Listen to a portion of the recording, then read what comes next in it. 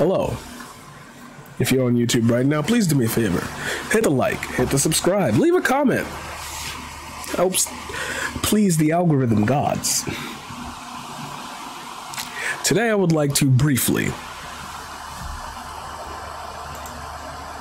Oops, I left the transition too long. I would like to briefly talk to you about the gatekeeping of black voices in political spaces. Now I could sit here for half an hour, give you examples, really run it down for you, really like give you a nuanced version of what I'm talking about, because that's what I should do. But there are other black voices in this community that all make the same type of video about this. And I don't mean that their opinions are the same, but like they're way more nuanced than I am. And they stick on that topic a lot more. I try to feel like I haven't hit that level yet, so I'm gonna give it to you from that level, and that's why it's gonna be short. I feel like black voices aren't taken as seriously in political spaces.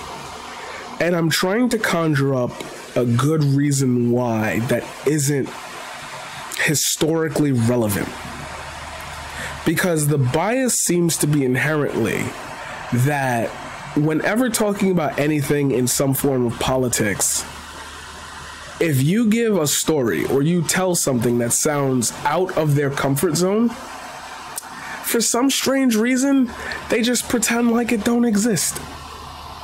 Like that's not possible, that can't be real, you must be making it up. And I feel like it's political gaslighting. I feel like when black voices are heard, there's this skepticism that just immediately appears. Now, not everyone does this, but not everyone acknowledges it either. So there was one person who took a thumbnail out, took their thumbnail and noticed that the ones with the ones with his face on it, because it was black, performed a lot less, or didn't perform as well as the ones where he changed it with whatever the topic was, if he could throw a white face in there, or just no face at all. And when I heard that, it made me subtly think about my own videos. And I noticed that my highest performing videos generally either have a black person that people think is intelligent, or a black person that they think is wrong, or the other one, Steven Crowder. And it's because I said Steven Crowder admits he doesn't like black people. So his fans rush to that to defend him. Even though I gave the same nuanced opinion on interpretation of the words that he used as I do with everybody. Fair and balanced, trademark, copyright. We're probably going to hear that joke today on stream. I feel like when this is brought up, there is no empathetic recourse to have people understand why it is the way that it is. Hold on.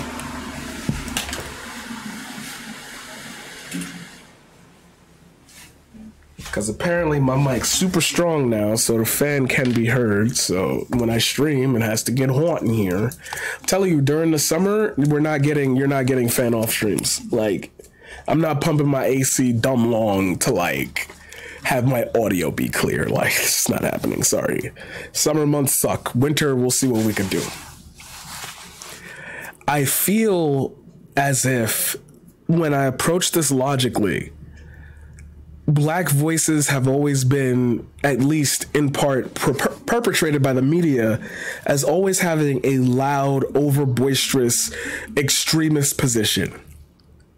That's why I find it very funny that people white people, when arguing about race separatism and everything else, they always bring up Martin Luther King Jr. because they don't agree with his overarching goal. They just like that little one segment of him.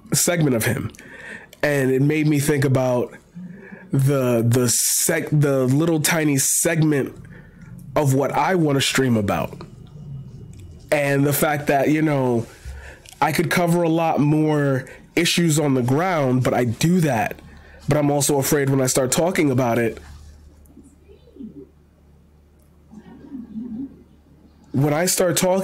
people won't care as much, because that's not what they're here for.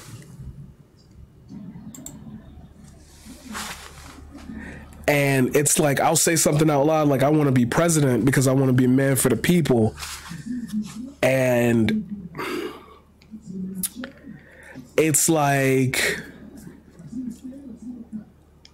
why is it that some things hit, but not everything hits? And I've always thought about that, especially when it comes to my art, my poetry, my photography. I always wonder why, like, I could take an image that's comparable to somebody with 171,000 likes, and the only difference is exposure, but it's always like a white guy. I had a few shoots I was supposed to do this month, and they just disappeared off the face of the earth. Didn't respond to me anymore. And like, all of them ended up shooting with white people. Like, you see what I mean? Like, you're really showing your ass. And this is what I meant about that conversation last night. Like, I can tell you moving funny. And I feel like the internet as a whole kind of still pigeonholes black creators down to, you gotta be funny, you gotta be witty, you can't be serious. You have to have some comedic element to you, you have to have some entertaining factor to you. No wonder motherfuckers in other chats call me like the Hassan Shift. Like, it's the idea that I've always thought, damn, I would really like a large audience like that. If he put me on his stream, most people wouldn't even click it. I have to assume that. Now, 40,000 of them could come in here and say, that's not true. But like, there is no streamer that's compared. Absolutely. Rational discussion. Oh, if I talk quieter, like the whole meme with conservatives that debate is, oh, if I talk quieter than you know, that means I'm winning the debate. Look at you getting all angry. And see, people say you read too much into society's norms and wills, but like, that's telling on yourself. Why is it that the goal is to get liberals mad and screaming? Because they remind us of those black people that be getting all loud and shit. LMAO, that's so funny. That's why personal responsibility doesn't exist in America, at least. Because you can do everything right, and people just don't know that, and they'll still treat you with that tiny bit of prejudice. They'll still treat you with that tiny bit of racism. They'll still treat you inferior. And when you hear them speak, they try to code it in a way that is soft. They try to code it a way that is soft. And it really be sitting there with me like, why? Why? Like, where in this conversation did you get the feeling that like I was less intelligent than you? Where did you get the feeling in your life that you had a one-up on other people, and why is that? Why is there an argument on wearing your hair a certain way at a job?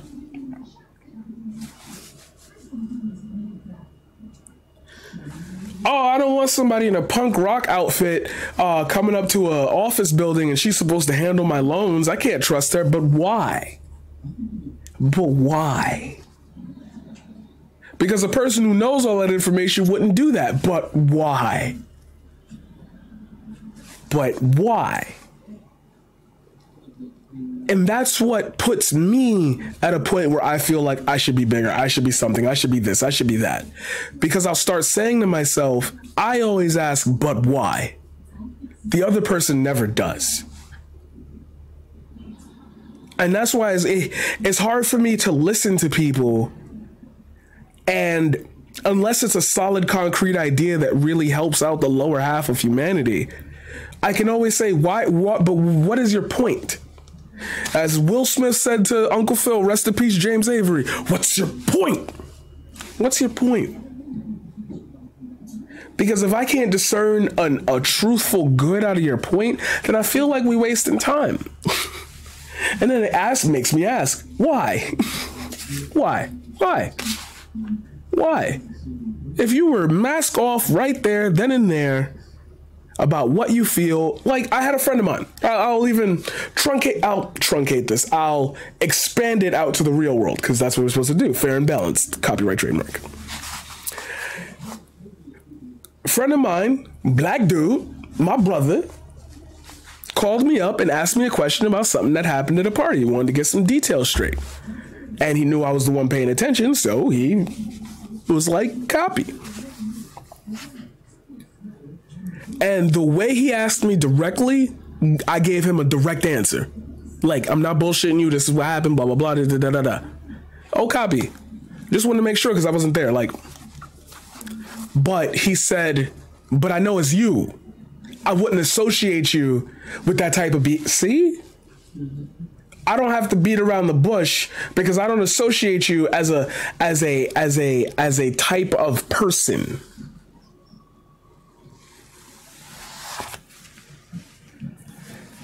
And it's crazy because there's something going on about like this argument between two people. I think one person's name is Stardust or something. And like this dude was like, diversity is bad because like black people wouldn't have been in slavery if diversity wasn't like a thing or some. He was saying some wild shit. It was crazy off the dome shit. But without the diversified, well, as my chat just said, lack of exposure to a certain person or group, it's like you have to, which is what I said yesterday too. What happens when the communities overlap? What values get traded? What do you know about the culture? Do you think that smart people here? Paradigm moment. Don't all lives matter?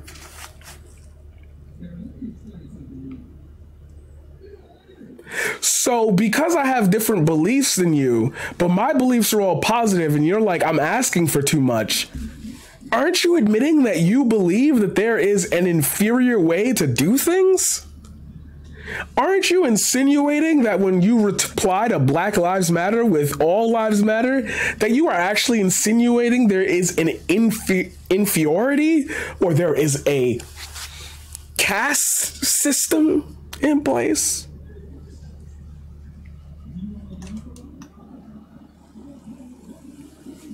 So when black people start talking about this stuff and how it affects them, it drives down the viewership even more because the story's not tangible enough for anybody to relate to now. I grew up in the hood, I was poor too, blah, blah, blah, but you ain't even clicking on those videos. You're telling on yourself. You're telling on yourself. The way you open your mouth tells me something about you. Quote that from my dad. Put that on a t-shirt. My dad said that. The way you open your mouth tells a lot about you. You could be like me. I'm in the hood. I know who we're not talking about code switching. We're talking about, well, we are, but like on a larger scale. When I'm in the hood, I could talk the way I talk right now and people don't look at me funny for it because they know the guy who's been through the stuff and done the stuff and tapped into that like Harlem mode, like, but they also know that I have a good head on my shoulders and they know that's how I communicate. A lot of kids, when I was a kid, that was hard to like press on. Everybody's like, you're Oreo, you speak white and blah, blah, blah. Now they respect me because they see, oh, he was going through it too. He wasn't just speaking the language. So I don't have to code switch anymore. I could be myself. And when black people try to make videos like this about being themselves, all of a sudden there's an affront like, we're not stopping you. Yeah, but you definitely supporting the algorithm of a lot of people who get unmentioned and unnoticed. That's why on the panel, on the hippy dippy panel, I was fucking with Joe so much. That's why I started, I was giving him the thumbs up. Cause like, We know what's popping right now, and he knows how to work that panel. He knows how to be like, excuse me, I don't know why people are talking when I'm talking. Like, he knows how to assert himself. I'm still new here and a baby. But see, person to person, if we was in the same room, let's get it cracking. Let's get it cracking. Oh my God. Yeah, he know the Twitch game. That's my man. Shout out Joe Lewis. Can I do that? I think I can.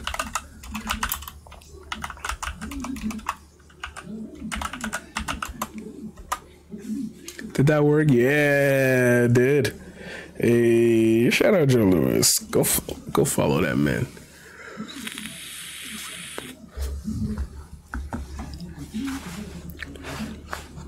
So to end this, I will show you a tweet.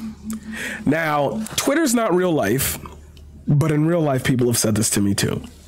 This has nothing to do with my race, but I want to show you why I could make it so it is.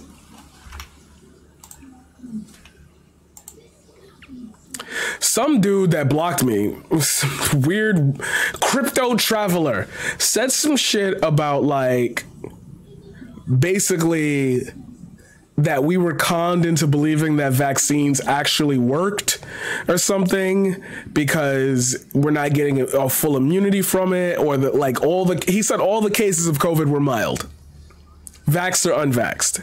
So I said, considering I had 151 people die from this, effectively shutting my entire life's timeline quiet, which motherfucker said, I want to see, you're going to see the tweet down there. But, motherfucker said some shit about, I want to see a spreadsheet. And I was like, I'll do it on stream with you. Like, we could go through the numbers, call the people and watch them not answer or have their lines cut off.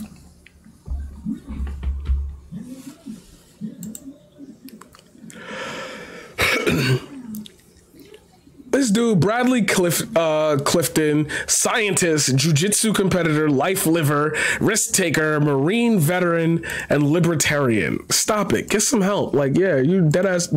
That's you? Oh, I know you not talking. Oh, I know you not talking. I hope that's not him. I know you not talking. So, yeah, I'm complete bullshit on that. I'm gonna call complete. You following everyone at your local retirement home? Like, yes, all my friends that have died are on Twitter. Please touch grass. So I said the amount of people I've taught gave me a wide breadth of people to know. While not everyone is super close, we always kept in contact and has been one of my driving forces in keeping myself going. Please read the New York Times death toll and you'll see a lot of mentions of me by them. And that was his reply. If I was like Matt Walsh, they would have believed me.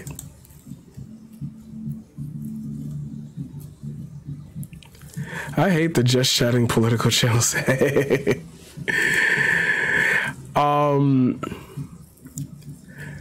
Like, you hear that and it's like, is that a real person? Is that a bot?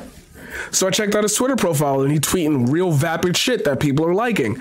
How do you stop misinformation? It's on the ground now. How do you stop people from saying the wrong things? How do you, and that's what I was saying during that conversation, which also made me think about my skin color and how he was treating me.